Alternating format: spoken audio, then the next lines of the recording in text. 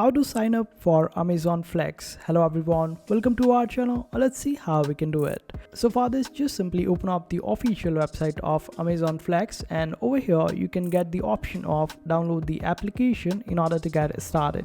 Just simply click on it, and after that you would be able to download the application of Amazon Flex. Then you need to create a new account. Simply click on new account.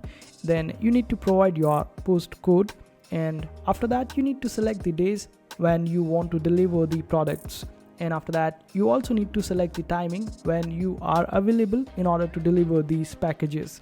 After that you would require to provide your vehicle information, select your region where you belong to, then accept the terms and conditions like you should be over 18, you should have a bank account in the respective country from where you are applying, then provide your consent for the Amazon Flex to access your information. Then you need to provide further details about your address and your name and some other personal details. After that your application will be forwarded, and after getting accepted you can just simply follow this procedure in order to earn extra money. Like you need to reserve a block, then make the deliveries, and for the deliveries that you make you will be getting paid for it, and this is how you do it.